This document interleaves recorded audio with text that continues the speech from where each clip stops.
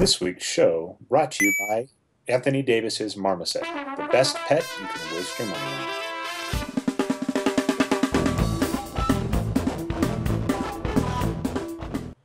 Welcome back to another Boxscore Geeks Show. I'm your host, Dre Alvarez, aka Nerd Numbers, and tonight we have a packed house full of megastars.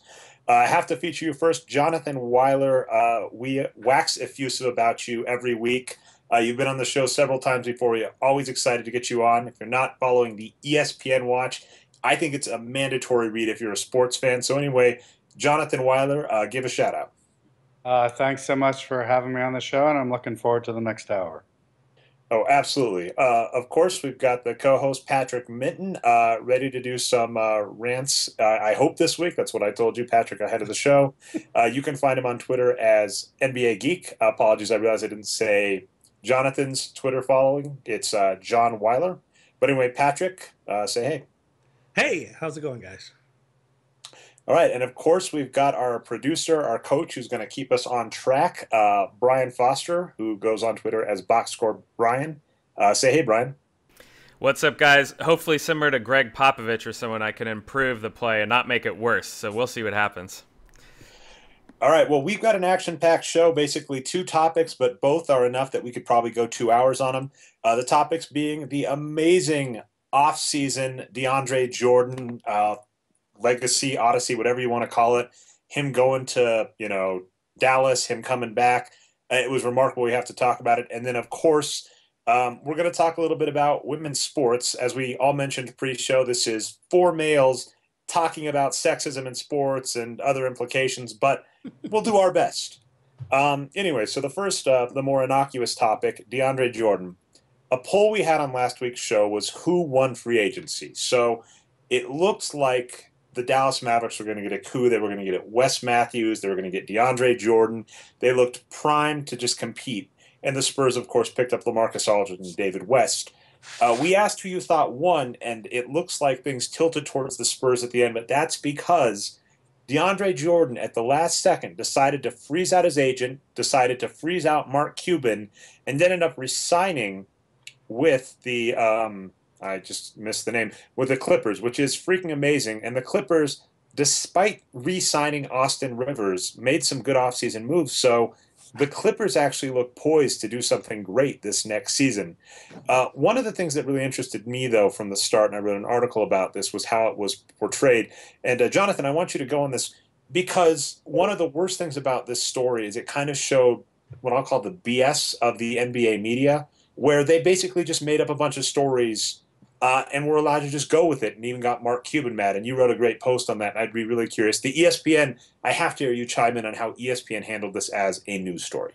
Well, the thing that I wrote about was, in particular, Chris Broussard, who, of course, everybody's been bashing for the last several days now for having reported that Mark Cuban was driving around in his car in Houston frantically trying to find DeAndre Jordan's house.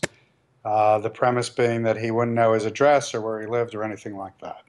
And it seems quite clear that that was false. Mark Cuban did know where DeAndre Jordan lived. But what struck me was what is a habit, particularly in sports media, of not only often using unnamed sources, but sometimes almost exclusively using unnamed sources.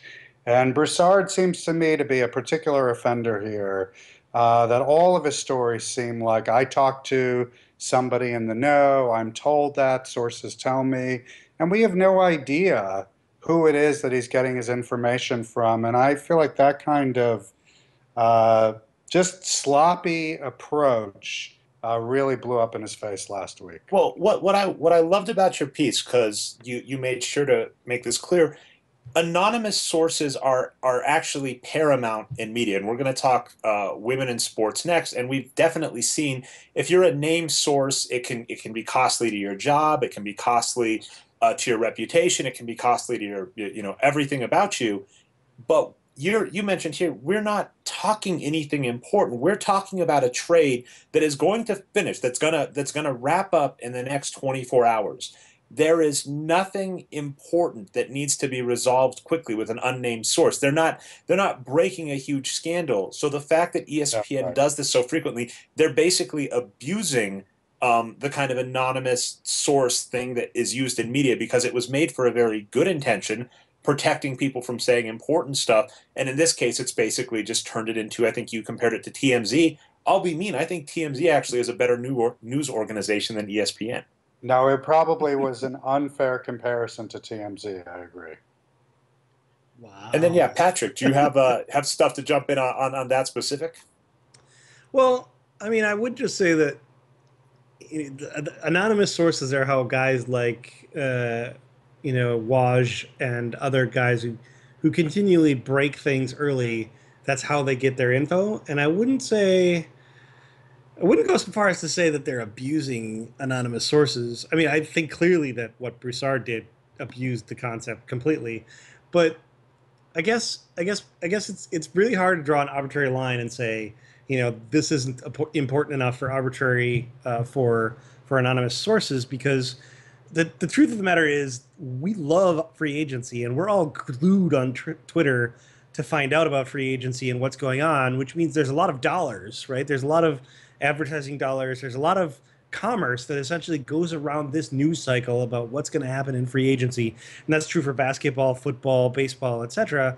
So I don't think you can quite say that this isn't important enough for anonymous sources, because it is true that without anonymity, guys like Waj would never break any news. And none of us would like that outcome.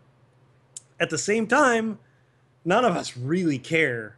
I mean, we pretty much all knew that Mark Cuban didn't like what was going down, and he had to be stressed out, and he had to be trying to get a hold of Deandre Jordan. But come on, circling the city in his car, frantically trying to find out where he lives, like that didn't happen. The billionaires don't behave like that. And the use of anonymous sources to essentially make Mark Cuban look bad, to me, that is an abuse of anonymous sources. But I wouldn't go so far as to say that that sports journalists shouldn't be allowed to use anonymity to protect their sources. So, Patrick, I agree. You're making a fair point, and I said in my post even, look, I like the gossip, and I don't mean that quite as pejoratively as it sounds, as much as anybody. I follow it too, and you're right that it is reasonable for folks like Woj and Adam Schefter at times to use them. I think what I was particularly responding to, and you articulated it well, was it's a practice that it can get sloppy very quickly, and then can be used in circuit. And it's not like any of us cares that Mark Cuban may have looked silly for a little while. He's a big boy and he'll get over it. But I agree that certainly it would be too much to say it has no place in sports journalism. It just seemed to me that this episode sort of was a reflection of how easily it can be misused, because I think the standards for using it in sports journalism are sloppy to begin with. And for the record, this kind of felt like Groundhog's Day. I think I gave you the link, Brian, but during Dwight Howard's case, where Dwight Howard was trying to, I guess, correct the mistakes that LeBron James made during his decision, where he did the right thing. He went and talked to the Lakers personally. He went and talked to the teams that had been courting him. He tried to tie everything up and get everything locked down before it came public. But while this is going on, the media is going nuts. They've got to have a story, right? Dwight Howard's flying around the country, but they don't know what's going on. So they start, doing the same thing, anonymous sources. And you get stories that were just false, that ran away very quickly. And so this happens a lot in sports media. I think it's to your point. It's really easy to get sloppy, and we're not seeing news organizations make the steps to correct those kind of frequent sloppy debacles that happen, because this happens every free agency. Some kind of story like this breaks. So-and-so hears from an anonymous source that this is going to happen. Everybody knows it. And then 24 hours later, the exact opposite happens. Now, actually, Oh, good. I was just going to say, I think the person that looks bad out of all this is Chris Broussard, who, from my experience on Twitter, kind of just watching what other bloggers, etc., have to say about him, isn't particularly well respected to begin with. he's the one that kind of came out looking bad here, and I think in second place would be his editor, who probably should have said, "Dude, don't run that story. That's ridiculous. You shouldn't do that." You basically don't. I mean, you have anonymous sources that probably can't be trusted, and that doesn't make any sense. I mean, the whole story makes no sense. Let's be clear, right? I mean, the idea that a billionaire doesn't know where Deandre Jordan lives, even though he lives in his home state and he's been negotiating with the guy, and B, that the billionaire would be driving around in, what is he driving around in, a fucking Honda? I don't know. I mean, but doesn't he have a driver that would be driving him around, or wouldn't he just hire people to go find out where DeAndre Jordan lives? And by the way, it's probably not that hard to figure it out if you have a couple of smart people who know how to use the internet. Well, like, the whole story makes no sense, and it seemed like a ridiculous fabrication. Patrick, just to quickly add, by all accounts, Cuban has a very good relationship with DeAndre Jordan's agent, who obviously knows where DeAndre Jordan lives. Yeah. And actually, I want to get into the kind of second topic of this story, which I kind of discussed in my article that I put up this weekend. And I'd be really interested to hear your thoughts, Jonathan, are the weird paternalistic way this happened in free agency. Because the big kind of story, and this is why Mark Cuban started looking bad by Broussard's story, was essentially DeAndre Jordan gave his word, changed his mind, and everybody's saying, it's understandable why he did. He wants to play with Chris Paul, whatever, but it was very rude of him and unacceptable. And that really rubbed me the wrong way, because in sports in general, at least a few times a year, we hear that an athlete has been traded and they find out through the news. They wake up in the morning and they see an ESPN story that says so-and-so has been traded to the New Jersey Nets or the Brooklyn Nets or whatever. So the idea that suddenly when an athlete during free agency, where they literally get no real privacy, every move they make, if they have a meeting with Mark Cuban, it's going to be reported they met with Mark Cuban. If they fly to a city, everybody's going to know they're in the city. They get no privacy. Everybody wants the story quickly. So there's a big impetus for them to respond quickly and say something. I kind of get annoyed at the idea that DeAndre Jordan should be held up to a higher standard that we don't even hold owners or coaches or GMs up to. And I'm really curious on your thoughts here, Jonathan, because you write a lot about the subtle underlying issues about how black athletes in the NBA are supposed to behave. And maybe I'm out of line, but this seemed to fall into that category. Well, I mean, Dre, you put it well. I was struck by, along similar lines, I think it was Stephen A. Smith who said, well, after this episode with DeAndre Jordan, owners might be a little more cynical in how they deal with players. I just thought, as if they're not already cynical in how they deal with players, the idea that owners as a rule or senior management as a rule are always upstanding and honorable and true to their word is just, I mean, the words are even silly coming out of my mouth. So to your point, Dre, it was striking to me that, and no one has to applaud Jordan for the way he behaved over the course of that week. He probably could have handled it a little bit differently. But the idea that he broached some notion of etiquette in the NBA that management and owners themselves always stick to, it does strike me as obviously silly. Yeah, I think the thing that to me still strikes me the most silly about this is that, I mean, there's an actual rule, there's an actual moratorium from the NBA that explicitly forbids any party, player or agent or team, from making binding agreements. The agreement, right, just right there in black and fucking white, it says you can't make binding oral agreements. So, okay, we all know that, like, hands are shaking and people are like, wink, wink, nudge, nudge, yes, I'll do it, whatever. But you can't, on the one hand, say he's immoral for breaking his bond, but then on the other hand, say it would be perfectly moral for him to say, oh no, this agreement that I made during a period where I'm not allowed to make binding agreements should be binding. That doesn't make sense. They can't both be moral. So maybe just get over it and realize that people can change their minds, especially during moratorium periods where all parties are very well informed that agreements are not binding.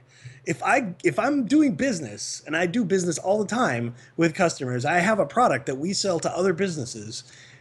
You go in there and you make deals and there are agreements, but if there's nothing written on paper, you go home and you know that person could change their mind. That person's boss could change their mind. Things can change. An agreement made like that isn't binding. So the people getting upset about the morality here, I don't know what world they live in. That's just utterly ridiculous.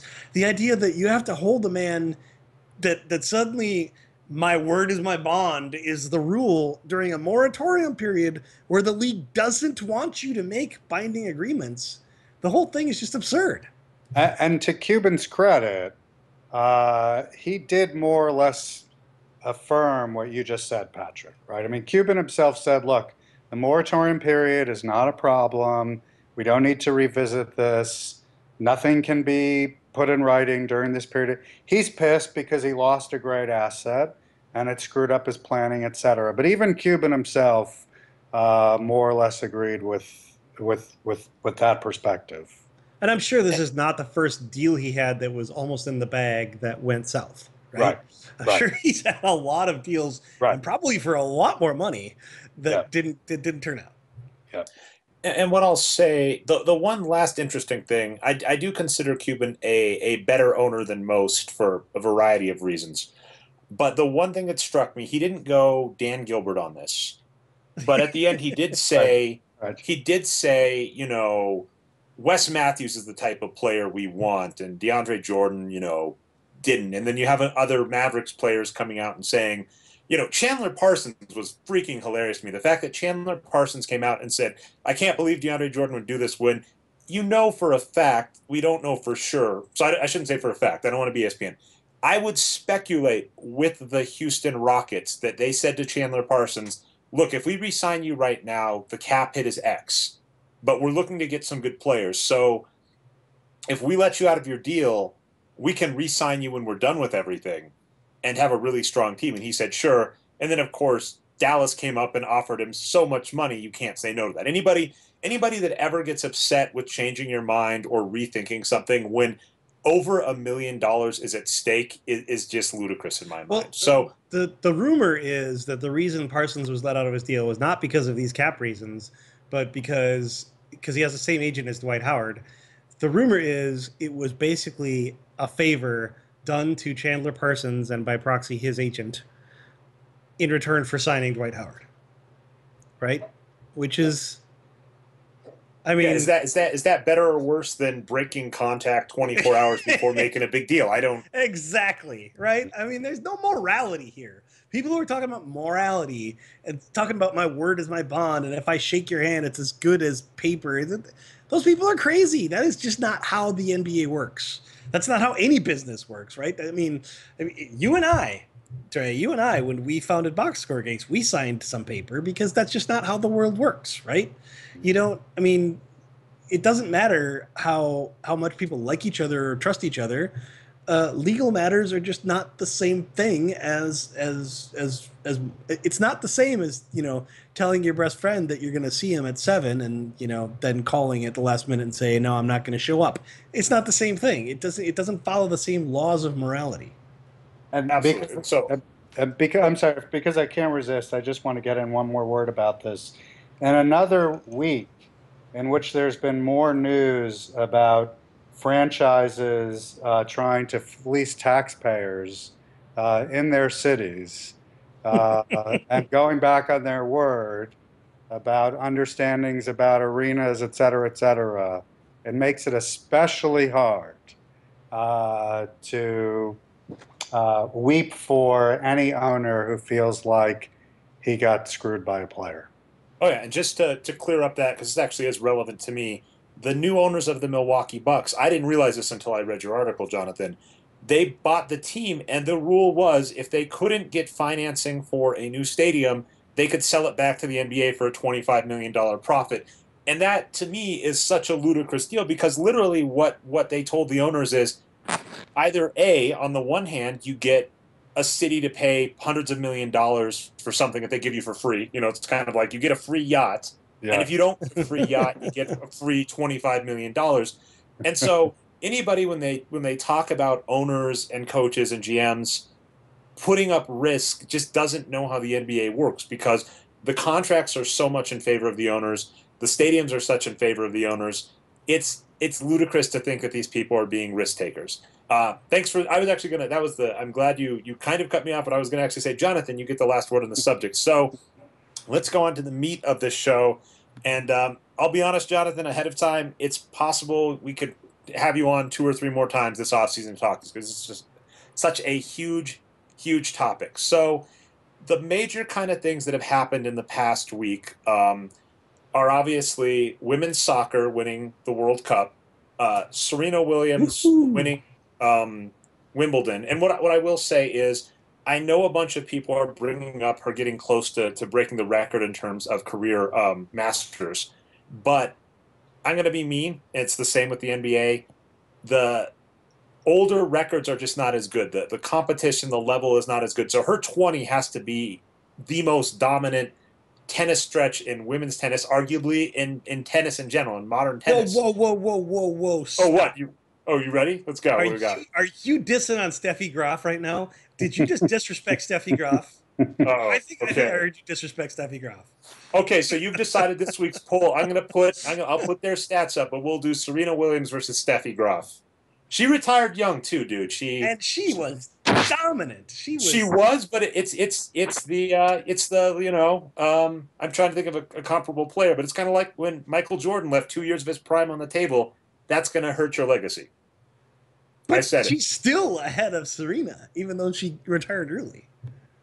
Okay? Well, I think she's 2 masters ahead of Serena. It's now one. It's 22-21.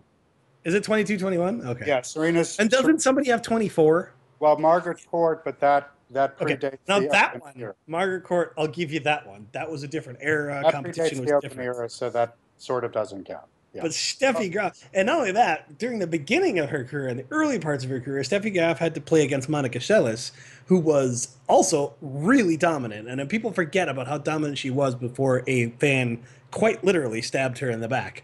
I mean, Patrick, she was crazy, yes. and those matches were epic. I loved those matches, and I don't think Serena has a peer that is as close to her talent level, even counting Venus, as you know. So basically, what I'm saying is that Monica Seles and Steffi Graf during the first part of Seles' career were very, very equal, and their matches were epic, and they kind of took matches away from each other. I don't think Serena has a peer who's on her level. Which might be an argument. That's an excellent point, and actually, we're going to use that in just a second. But Jonathan, you wanted to hop in with something. I'm going to let you. Just to quickly say, I agree with Patrick that Serena, certainly in the last 5 years, when she's in some ways revived her career and had this second period of utter dominance, has had nobody who could really consistently compete with her. The only thing I wanted to say about Steffi, who I loved and was awesome, is that she probably would not have had the Grand Slam total 22 that she had it not been for that attack on Monica Seles, because that cut her career really short. Yeah. So anyway, I mean, it's I think all 3 of these, Monica, Steffi, and Serena, we're talking about were great players. All right, and so the key point that you just made there, Patrick, which is fascinating, is you just said, essentially, in the last 5 years, Serena Williams has had no real rival, which, we look at like Sampras and Agassi, Nadal and Federer, that's your point. She's just been the closest that comes, I think, is her sister, but that bridge has sailed. That boat has sailed. Well, no, but what I'll say there is, so Serena Williams is the most dominant tennis player in her sport right now, and yet she makes less money per year than Maria Sharapova, basically because what ends up getting paid if you're a female athlete is they want you to be a model. They're more interested in that. And then there's also weird racial undertones, because anybody that doesn't think Serena Williams is a very fit, attractive person is just wrong, but there is definitely something in our media that goes for white and blonde. I don't know that I think I'll agree with that. I mean, I think you can see the same thing in the men's world too, though. I mean, I think you could see There are athletes who are more attractive that make more money than similar athletes who are better at what they do.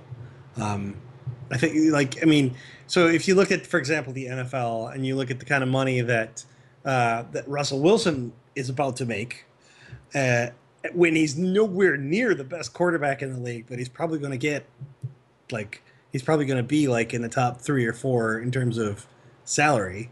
Um, but it's a lot of it is because he's so personable and he's practically a politician, right? Me personally, he bores me to tears every time I see him on any commercial. I just fall asleep. It's like watching George Bush or Bill Clinton. It's just a total politician. Everything he says is completely boring and innocuous. But a lot of people really like him. They like the way he talks and the way he smiles, etc. Or Tom Brady, for example, really good-looking guy, so he could And put yeah, his so he what could I'll put his throw in, face on anything, right? what I will throw in there is, and Dave Barry has actually helped with the research on this. Your attractiveness in sports does help your bottom line, and they did do research on that with facial symmetry in the NFL. I'm willing to bet if you did a similar study on women's sports, you would find basically the same is true, but the impact is larger. And so, Yeah, probably. so I was going to say, Jonathan, in terms of, so you've got Serena and then obviously women's soccer to get to, but it just seems odd to me that the stories that surround Serena Williams now, even after she's, just done another, I think they called it another Serena Slam. It's interesting to me to see how that is treated versus, say, even a team winning a back-to-back title. Yeah, then there was that. Well, I want to let me back up before I address Serena and say quickly um, that I was just thinking as we were talking about this question of attractiveness and female athletes that Anna Kournikova, who, as far as I believe, never won a professional tournament, um, had a level of notoriety that it's probably hard to imagine a male athlete of similar ability achieving. So, just to emphasize the point that while it's clear that attractiveness among male athletes matters, I think it moves in different directions for women. But in terms of Serena, so there was that article in the Times that I think it came out last Friday that focused on the question of attractiveness among female tennis players. And the article was quoting a number of players and coaches who at least suggested that as great as Serena was, there was wariness among her peers to bulk up and look the way she did because her look was not, quote unquote, feminine enough. And there were other people in the article who were really pushing back against that, but it was a pretty fascinating discussion that we'd even be having that it's not worth being the best in the world at your sport if you're going to have to look a certain way to achieve that level of greatness. I don't know if either of you saw that, but I did, So oh, go ahead, Patrick. no, you go ahead. No, I was just going to say it's remarkable because if you look in men's sports as a comparable, and something we will bring up in a bit is wrestling. One of my favorite wrestlers named Mick Foley, he had his ear torn off, and he had the decision between stopping his career, taking time off, and getting reconstructive surgery to get his ear grafted on correctly, or going to the next match. And he chose to go to the next match. And we have athletes that have fingers cut off or whatever, or take major, cauliflower ears common in, UFC and stuff. So it's remarkable to think where it's actually the opposite, where in men's sports, it is almost expected that you sacrifice your body for your craft. And to not do it, when you have athletes, I remember Jay Cutler a few years ago with the Bears when he decided to sit in a playoff game. We're going, what's he doing? Why isn't he out there playing? Doesn't he realize how important this is? It's remarkable to see the opposite, where in men's sports, it's almost unacceptable to not sacrifice your body for your craft, whereas in women's sports, no one bats an eye at what you just said, where an article brings up and says they don't want to sacrifice their body for their craft, essentially.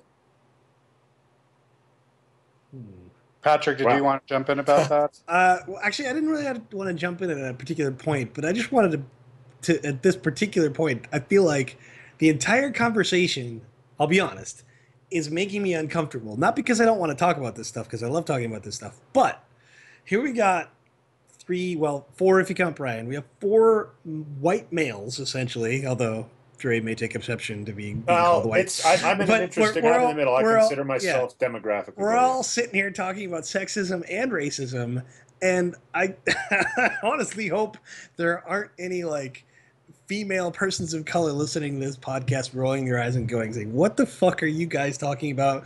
You don't have any idea what you guys are talking about. You don't have any perspective. You shouldn't even be talking about this topic. So if you're one of those people, first of all, thank you for listening, because I mean, I love it if we're reaching a demographic like that. And also send us an email. Maybe we can get you on the show. Well, Patrick, I actually want to throw one thing back there, because I like that level of introspection. And I think for any, like you were saying, any outsider talking about an issue, it is very important to, even if you talk about it and have opinions, be very receptive. Where I think we would fall on our faces if we got, some various people in the comments section who, like you said, women, people of color, talking about saying, hey, I didn't like what you said. If our response was to say, what are you talking about? My opinion is rote. If we acted the same way I get when someone talks about the wins produced formula being wrong for some reason when they don't understand stats, then I think we're wrong. What I will say is I don't mind the discussion, because the terrifying reality of the internet is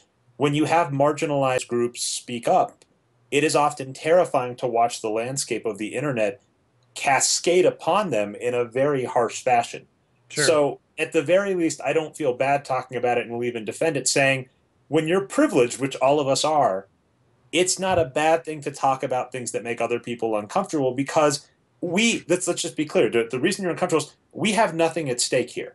When this article goes out tomorrow, I might get 3 bad comments. I'm going to delete all 3 of them. Just letting you know in advance. If you leave them, they're going to go. You can waste your time if you want to. But if I were a female sports writer and I have this discussion I put up, it is entirely possible I would have to turn comments off within the top of the hour because of that. Right. Well, what I'm trying to get at, though, is that I'm trying to steer the conversation a little bit more towards kind of what David Berry was talking about in his article for Time. Absolutely. So which is really about Time article, and we'll let Jonathan. I agree with you. So recap the Time article. We'll let Jonathan respond. Well, actually, I'm not even sure I want to talk about that specific yet, because that article really is about like how could we make women's sports be more popular, essentially. But the real point I'm trying to address, and David Berry did talk about this a little bit, is this fallacy that watching women's sports isn't interesting because it's somehow less athletic, or they can't dunk a basketball, or blah blah blah. I mean, I'm sorry, but if you watched that women's final, and if you like the third goal that Carly Lloyd, sorry, the third one she hit, that was like probably in my top 10 goals of all time, and I'm talking regardless of sex. I mean, I saw a guy in the German Bundesliga do that like maybe 10 years ago, and I think I saw another guy do that in an international match like 7 or 8 years ago. But that was a ridiculous goal, and if you don't think that was like supreme athletic achievement, if your like gender goggles are so fucking blind that you can't recognize that as an incredible feat of athleticism, then maybe you really shouldn't be commenting on sports at all, much less women's sports. That's all I really have to say about that. Well, just to wax poetic about that goal for 1 second, there's the side angle of the goal, which doesn't really show you how great the goal was, but there's one shot from behind her where you can see her looking up from midfield after she's just, deked out a player, and seeing that the goal is too far from the net, and then making the decision to, kick it the way she did. It was, as you said, an absolutely amazing feat. I mean, the thing to compare this to is the half field line in a soccer match is about it's a little more than 50 yards from the goal line, right? Yeah. So what she essentially did, I mean, it's totally crazy. Imagine you were an NFL field goal kicker and you were going to kick a 40-yard field goal, because we'll say 40 yards because the goalpost is a little higher, but that the goalposts were only half as wide, and there aren't any offensive linemen blocking you or anything, and everybody could just run at you and do whatever the hell they want to you all the time. I mean, that was crazy, it was just incredible athleticism, and the idea that the women aren't as skilled as the men just doesn't really hold any water. I mean, and it's like, and David Berry brought up this point too. The fact that the women can't dunk isn't really relevant because we watch, little league baseball all the time, and the little league baseball players can't really hit home runs like crazy either. So why do we watch them? The Well, point, okay, and I want to let Jonathan hop in a second here, but the last point I'll make there for the Warriors homers is Steph Curry won the regular season MVP, and Andre Iguodala won the Finals MVP. And while I've seen both of them dunk, neither one of their game is predicated on them being a big dunker. agreed. So anyway, yeah, John, I want to let you go for a bit too because I like that from Patrick, but I know we haven't heard from you in a bit.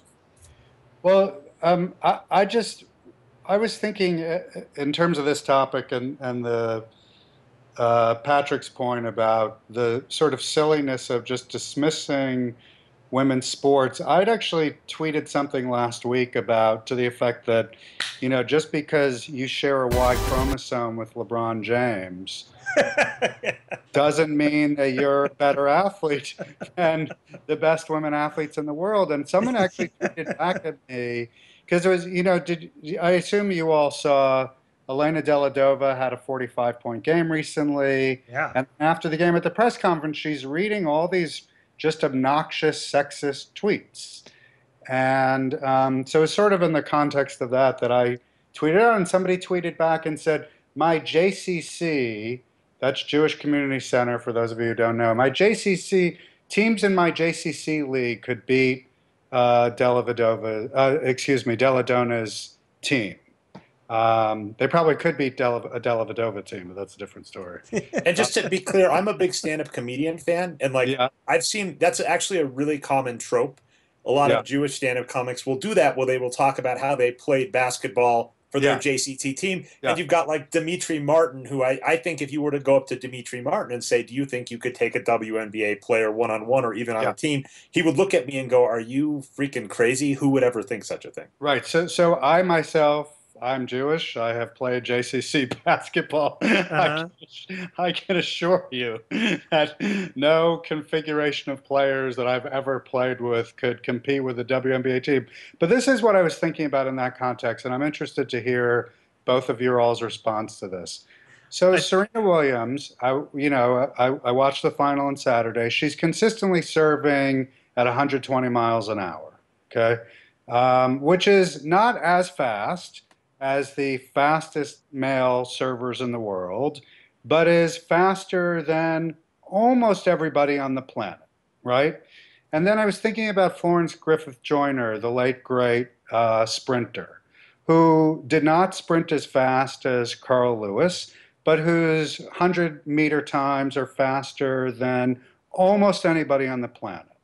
And the same would be true for the top women long jumpers, pole vaulters, and so forth and so on. So why would it be that if the elite women athletes are better in the most basic athletic terms than all but a handful of males in the world, that the typical male would actually think that they're a better athlete than those women are? I just don't understand that logic, and I'm wondering, am I seeing something wrongly here in thinking about it this way? So I'll try to offer some perspective from a personal standpoint. So I used to coach women's basketball in Germany. I coached men's too, but I coached women's basketball at a higher level than I coached men's. Okay. And every once in a while I would have to actually step in because we only had 9 players in practice or whatever, so I would scrimmage with them. And sure, there were like 5'4" point guards that I would have no trouble playing against in the post. But if our women, I guess, what's the term? Big women, I guess, when your power forwards and your centers in the women's game, they were all about 6 feet, 6'1", 6'2" sometimes, and some of them had pretty long arms. And I am, I'm a 5'11" guy. I played shooting guard when I play. The idea that I could get in there and just bang around in the post with them like willy-nilly is absolutely crazy. Like if I tried to do that, I always had to play like my most crazy finesse games because otherwise they would block my shot or strip the ball or whatever because they're athletes, right? I mean, these women are not. I think the one game I remember most, I played a game in the summer, and Dirk Nowitzki's sister was on the opposing team. It was a co-ed game, and Oh, like the number of shots, like the number of male players where she sent their shots into the rafters was just absolutely ridiculous. Like we had all these guys that were probably, they were probably like decent. If I had to categorize their skill levels, they'd be like decent high school players, maybe marginal college players, but shooting guards and small forwards, and they'd be just trying to take the ball to the rack on her all the time, and she just sent shot after shot after shot, like in their faces and in the rafters and out of bounds. And I just kept looking at it thinking, like, when are you guys gonna learn that she can play basketball? right. And I think that same thing would, like, any guy that thinks they could play Deladonna like one-on-one, like if he wasn't at least a Division I college basketball player, then he's freaking crazy. Yeah, and Deladonna is 6'5" and 180 and a world-class shooter, Yeah. right? So, yeah. But I mean, it'd be the kind of thing where if you or I like brought her to our rec league games and had her play on our team, where the loser had to buy a case of beer or whatever, people would get pissed off at us for bringing a ringer to the game if we did that, right? Yeah. The whole idea that oh well, it's just, I mean, I don't even really understand where that comes from. I don't understand how, again, a lot of the people I see the comments from, I know from reading their profiles or whatever, that they didn't play any like serious basketball. They didn't play D3 or D2 or D1, any kind of college basketball. The idea that they could come in there and think, oh, well, I mean, I could totally hang with that. I have no idea where that comes from. I really don't understand. I can't put my mind in that space. And by the way, in this discussion, I'd feel remiss if we didn't shout out. All of us have mentioned this article, I know, an email at one point this week. In The Nation, there was a fantastic article from, I believe, Dave Zirin, that's called, perfect title, Why I'm Done Defending Women's Sports. I want to point out a popular trope that's come up recently on the internet. It's called sea lioning.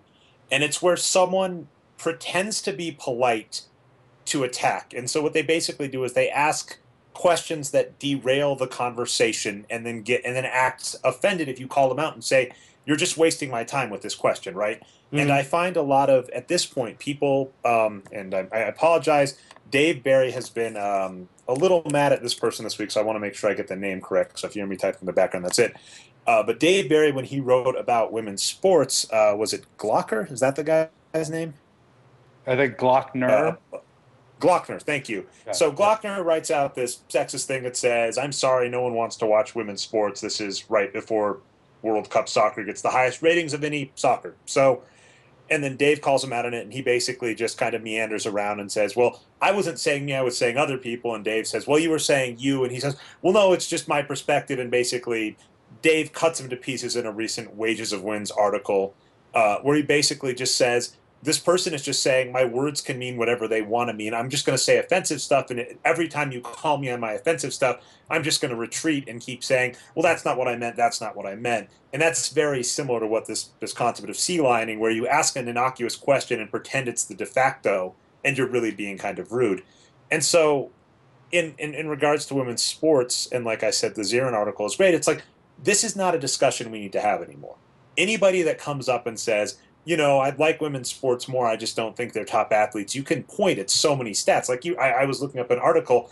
Yeah, the top female servers have gotten above 130 miles an hour. And yes, that's not in the top 50 of all time, but the top 50 men's serves peak at about 100. They end at about 140. So there's no discussion. We don't need to defend women's sports. And I think Patrick was like, and let's be clear that earlier. There are lots of guys who like peak tennis players who are in the top 50 of all tennis players, but whose serve is not in the top 50 of all tennis players. Right. Absolutely. That's right. And so the last thing, this was the article I think you were talking about, Patrick, the Dave Barry one. I'd be really interested in your thoughts on this, Jonathan, is it's so maddening that it's such a self-fulfilling prophecy that these organizations have. They say no one wants to watch women's sports, so they don't air it. I think, what was the stat you gave me, about 5% or something on ESPN? Yeah, that recent study I think it was at least on Sports Center that 2% of sports centers are devoted to highlight. 2%. Oh my God, I was high with 5. Oh my, wow. Well, so Patrick, this rings true to you and me. If you recall, when hockey went under, they were looking for material and they just blasted the heck out of poker. Poker was on ESPN, ESPN2 all of the Yep. time, and poker became the biggest thing in the United States for a bit. Well, that's because they showed it, but they don't want to show women's sports because they say no one wants to watch it. And then Dave Barry's post at Time, that was his basic point. He said, how are you supposed to gain an audience if there's no place for an audience to watch your material? And I thought that was really interesting. I'd be curious if you have any elaborations, Jonathan. Well, I mean, of course, there's the obvious recent example we have with the World Cup and the extraordinary ratings that the last few matches in particular, including the final, which, it's been widely reported was the most watched soccer match in U.S. television history. So clearly, at least under some circumstances, there's plenty of an audience for women's sports. And, Richard Deitch actually had the Sports Illustrated sports media guy, just had a good write-up earlier this week, just to give credit where it's due about what a good job Fox did promoting and covering the Women's World Cup. They made a serious investment in it, and it paid off. And so just to your point that this can be very much a circular argument, that certainly to some degree, promotion and attention actually begets viewership and not the other way around. Yeah, I think there's so much to be said. I mean, and again, to circle back to something Dave Barry wrote for Time, when you look back at those basketball teams of the '60s that featured players like Wilt Chamberlain and Bill Russell, there were like 6,000 people at each of those, and there was no TV contract, and a lot of the gimmicks that owners had to do to get people into the games were similar to the things that you saw in that Will Ferrell movie. What was that called? Semi-Pro. Like, nobody wanted to fucking watch pro basketball. But then, David Stern came along and he had ideas and he marketed the game, and that marketing paid off. And now everybody wants to watch the NBA. And I think that there's a lot of that could be applied to women's basketball. I think there are lots of marketing lessons that could be applied there. And I think, honestly, like ESPN, Fox News, etc., they're all just essentially throwing away money, because I don't think even the diehard, college basketball fans really want to spend 3 days watching the ESPN cover like which high school player is going to sign where to go to which college next year. Like, oh my God, can I watch grass grow? Can somebody please change the channel to the channel where the grass is growing? Because I'm dying here. Well, and you and I talked about this a little back and forth when we were prepping this show, Jonathan, but we talked about how the entertainment industry is very copycat, and it gets very interesting when you notice where they don't copycat. So one area that's been good, luckily, is like the young adult novels such as Twilight, The Hunger Games, where you have strong female protagonists. For a while, this wasn't common in Hollywood, but it started to become more commonplace. But one of the biggest surprise movies recently was Frozen. And I feel weird calling it a surprise movie because the Disney princess empire is so huge that it seems like a no-brainer to say, what if we put 2 Disney princesses together in a story and just go with that? Wouldn't that do well? And as I mentioned, my local Walmart seems to indicate that Frozen is still widely merchandisable. Its box office revenue is huge, and I'm really curious why that doesn't get copied. And you do still notice in both sports and ESPN and entertainment where you have these heads that go, I just don't think people want to see this. And even when you have the biggest things ever, and I would point Serena Williams and Ronda Rousey are 2 of the biggest names. And then now Women's Cup Soccer, these are the biggest names in sports. And so when they say, I don't think people want to see this, you just kind of have to look at yourself and go, what more do you need? Like, what more proof do you need? When you give no coverage and these stories still break through, why would you think that giving them even 10%, 5%, heck, you said 2%, giving them 5%, just doubling the coverage, why would you think that's a bad thing? And to Patrick's point, what would you be replacing? the Spurs were looking at this fourth rounder, this person that didn't get drafted and is playing in Europe, and they might pick him up next year. Like, Well, it's not even that, dude. It's like, oh, this random high school guy you've never heard of just said he's going to go to Syracuse next year. Yay! Like, what the fuck? Well, and just to circle back to the quality of play issue for a minute, the other day when I was thinking about us doing this show tonight, I was remembering a long time ago, back in my graduate school days, I was hanging out with some friends one night. This was during the Fab Five era, okay? And so we were watching a Michigan Duke game, and during the commercials, we were switching to a Bulls game, and these are the Jordan Pippen Bulls in the early 90s. And we were all huge college basketball fans, and all of us were struck by, in this sort of quick side-by-side comparison, that the college players, and this is the Fab Five and the Duke teams of the Leitner Hill era, so good teams. We were just struck by how unbelievably different the level of play and athleticism was between the NBA game and the college game. I mean, the college kids looked like they were running in molasses, that they could barely clear the rim, that they would just get run off the floor by an NBA team. So just to the point, and it's a point that Jessica Luther made this week and Will Leach and others made, that the idea that we were not interested in women's sports because the only time we tune into men's sports or boys' sports is to see the very best competition in the world, it's simply untrue.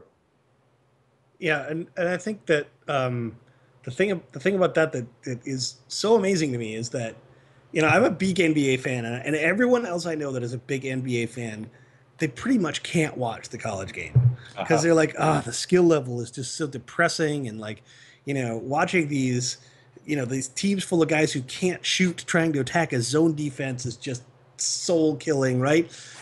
Yeah. I mean, I can't watch the college game, so I don't understand how people can apply that sort of like, oh man, the men's college basketball game is so amazing, and yet they diss on the WNBA game, which is actually really, really good. Like if you watch the WNBA games in terms of like the things that we all pretend to like, you know, teamwork and passing and hitting the open man and moving the ball, the WNBA is much, much better at that than the college game, and there's not even a close comparison. I don't understand how those same people can really, you know, how they can honestly keep a straight face when they're saying that craziness. And Patrick, if I could just add one quick point to that, I'm older than you guys. When I can remember watching women's basketball, college basketball in the early 1980s when women like Kim Mulcahy and Louisiana Tech were sort of big names in the sport. The difference between the level of play, including the level of athleticism in women's basketball 30 years ago to now, is mind-blowing. And it speaks in some ways to the fact that rather than talking about inherent traits, what we're talking about are changes over time, due, among other things, to the fact that many, many, many more girls are playing basketball than they were 30 years ago. And so the pool of athletes has increased dramatically, and therefore the level of elite play has increased dramatically. So it's just to say that none of this stuff is static either, right? I mean, our image of women and sports, it keeps changing. And it's already changed mind-blowingly from 30 years ago to now. Well, let's be clear too. I wrote an article a while back about the old era of the NBA. And Dean Oliver did this in Basketball and Paper. And you have all these myths that, you know, that the pace used to be faster back in the day, and players today can't do the things they could do in the old days, which is crap. But what I was struck by when I was just looking at the box score stats, I don't even have raw footage, and I'm assuming raw footage would be even worse if I had the time to pour through hours of it, is basketball players 60 or 30, 40 years ago were just much worse. The level of turnovers, the level of missed shots, the idea of having a player that could shoot 50% from the field like Wilt Chamberlain that was almost Babe Ruth-like when that happened. That did not seem plausible. And the fact that now we have in the NBA where we're bashing Kobe. Kobe in the 60s would be one of the greatest scorers to have ever played the game in the 60s with his current rate. The fact that we're dissing him as not good or overrated now just speaks to how the game has changed. And Patrick, you mentioned earlier on the show, if you look at attendance records, viewership records, the fact that the NBA's contract at one point didn't allow them to play live games for their biggest games, the finals, that all changed. And so, like what you were just saying, Jonathan, it's ridiculous for people to say, well, look at this sport right now. There's no way it could ever be big. It's like, it's arguably a better game than the NBA. It's not arguably, it's a much better game than the NBA was even 40 years ago. And the NBA it was some minor changes, right? Getting some good TV deals, getting some good, advertising and marketing. Those things changed things dramatically. Michael Jordan in the 80s mixed with better TV contracts helped launch the NBA to what it is now. And you can just see, like you had Brittany Griner a few years ago. It's like there's plenty that the WNBA could do with that. Mm-hmm. Or that the people in charge of the WNBA could do with that, and people like SportsCenter and whatever. So, Jonathan, I'm going to let you get the last word, and then I'm going to head out. And I'm going to say there's a ton of topics here, and we can definitely discuss more. And as Patrick's mentioned before, we have a long off season. So, yeah, I think we should have you on again soon. Anytime, I'd be happy to. All right. So, last word on all of these subjects. Well, so I wanted to. I know it's in the notes, but I just wanted to give a shout out. Can I do that here? Is that okay? Oh, shout outs the next Time thing. for So shout you can do that now. So you're leading us into shout outs. Heading into shout outs, Jonathan, your shout out is. So I was going to shout out to Jessica Luther, whose piece in the Guardian we talked about a little bit tonight. She's a great follower on Twitter, just a really sharp, smart analyst, and so yeah, I just wanted to nod to her. Awesome. And do Patrick or Brian, do either of you have any shout outs? I have a weird non-basketball shout out. Love it. And I'm a little bit late. I'm actually almost 2 weeks late on this. But Sir Nicholas George Winton died on the 1st of July this year. And if you don't know who this is, it's actually an incredibly amazing story. This is a guy, he's essentially like Oskar Schindler from Schindler's List. He's a guy who saved about 700 mostly Jewish Czechoslovakian children from Nazi death camps during World War II. And the crazy thing about him, and if you're really looking to have a good cry, then check out the BBC program That's Life, which aired in 1988. In this guy, he had no idea this was going to happen. He comes on, guys remember that show, That's Life, where they bring people from your past, right? And you get to meet people from your past, and you're like, oh, I haven't seen you in X years. So they had him on that show in 1988, and they brought out kids that he had saved from Nazi death camps in Czechoslovakia. And it was just like the most amazing episode of That's Life ever. Unbelievable. By the way, he was 106 when he died. Yeah, he was a very old guy, and I hadn't heard about him until last week when I read about him on kotke.org, I think it was. And it's just an absolutely amazing story. You guys should check it out. Got nothing to do with basketball, but definitely something to make you feel good. There are no rules in shout-outs. It's just person that you liked for the week. All right, Brian, do you got anybody? There's no rules, and I'm not going to give one, Dre. You always do this. Okay, I'll give you a shout-out. Here's one. Shout-out to Draymond Green, who's been shouted out before. But he replied to Kyrie Irving's threat that they would have won the series if Kyrie had been healthy.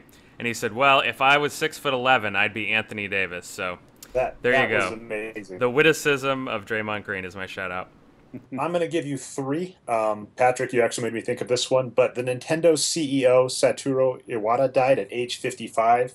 Was a developer. His story is amazing. So major loss, actually, with all the talk we've had about sexism. We didn't even get onto video games. But this was one of the good people. So that was a major blow, and that's definitely sad. To two kind of happier shout-outs, Seamus Young, who is also now a Wisconsin resident, was lamentedly tweeting about how the Oklahoma City Thunder are doing and basically said he ran away from Oklahoma City to live in Wisconsin so he couldn't have Presti hurt him anymore. And he and I get along because I live in Wisconsin now, and I left Denver, who, as you pointed out, Patrick, just re-signed Wilson Chandler to an absurd deal. So both of us have run to Wisconsin for asylum for horrible front offices with otherwise promising teams. And then the last shout out I have to give out is to John Floyd, who is one of our best commenters. But on the last week's show, he pointed out that in an attempt to keep Kevin Durant, Sam Presti has offered Enes Kanter the max contract. So this is someone who was unwilling to offer James Harden the max contract, and now years later, when everything's falling apart, has to offer Enes Kanter a max contract in the hopes that, Kevin Durant won't leave. So it's like, had you just spent that extra $4 million back in the day, you'd have a possible title team and you wouldn't have to be worrying about this. So those are my shout outs. Wow. Those are some almost backhanded shout outs, I want to say. How was that a backhanded shout? Well, that was a shout out to John Floyd. It's a backhanded. Oh, sorry. Yeah, sorry. I was thinking of Mr. Presti, not Mr. Floyd. Oh yeah, Presti will never get a shout out in this show. He would have to make a time machine and do something remarkable. No, that was a dig on Presti, but it was he started his tenure as GM so promising. Oh yeah. But wow, is it ending badly? Absolutely. And by the way, one thing, Jonathan, next time you're on, we'll have to discuss the Knicks. I'm amazed they didn't come up at all, especially with shooting. So we didn't even mention Melo. All right, yeah, I'm just so happy that Andreas Bargnani is not on the team anymore. Oh, Andrea Barg. I love Andrea. Give a shout out to Phil Jackson for not re-signing.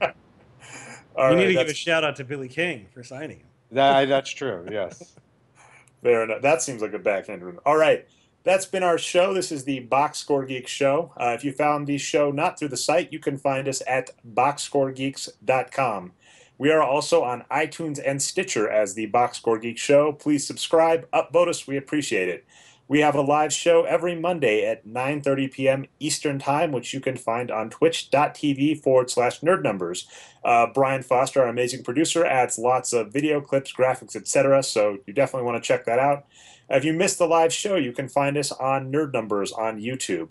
With that said, I've been your host, Andres Alvarez, a.k.a. Nerd Numbers. Our very special guest, hopefully more of a regular staple in the future, Jonathan Weiler, who you can find on Twitter as John Weiler.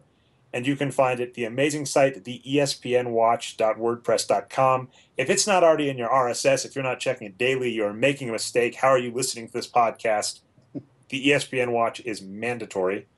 Co-host, Patrick Minton, NBA Geek on Twitter. And thanks once again to our producer, Brian Foster, Boxscore Brian. And with that, we'll see you next week.